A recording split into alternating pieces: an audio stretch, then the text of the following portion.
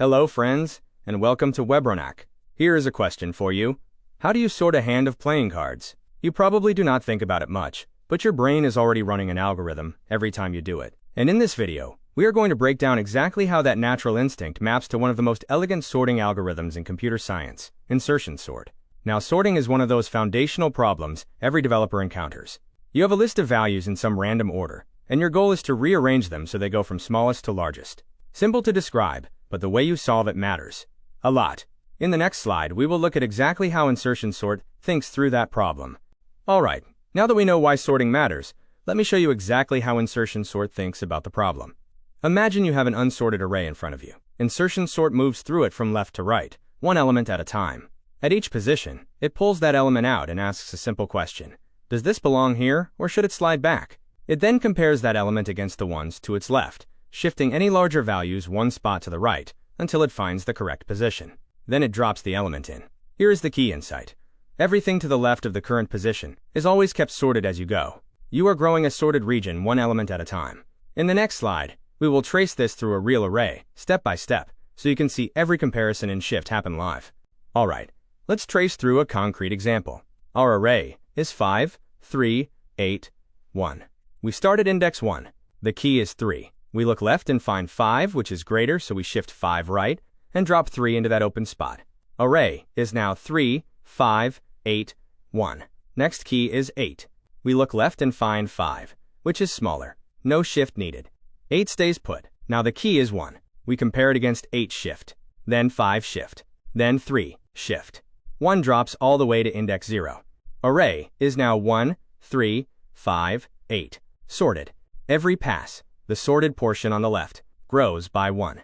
That is the entire algorithm in motion. Next, we will translate this exact trace directly into code. Alright, let's look at the code, and you'll recognize every step from the trace we just walked. The outer loop starts I at 1 and moves forward through the array. We grab arranged by at index I and store it as key. That's the element we're about to place correctly. Then j steps backward from I-1. The while loop checks two things. J is still a valid index, and arranged by at j is greater than key. If both are true, we shift arranged by at j1 position. Right, that's arranged by at j plus 1 equals arranged by at j, then decrement j. When the loop exits, arranged by at j plus 1 equals key, drops the value into its sorted position. Every variable name maps directly to what we traced by hand. Nothing new here. Next, we'll use that same trace to derive exactly how fast or slow this algorithm runs. Alright, let's talk about what this algorithm costs. In the best case, the array is already sorted. Every element we pick up slides into position after just one comparison. So we do roughly n-1 comparisons total. That is big O of n, linear time. In the average and worst cases, each new element has to travel further left. The worst case is a reverse sorted array, where every element marches all the way back to index 0. That gives us big O of n squared. Now, two properties worth noting. Insertion sort is in place. It rearranges elements inside the original array, using only a single temporary variable. It is also stable, meaning equal elements never swap past each other. Because of the linear best case, it is genuinely fast on small or nearly sorted data.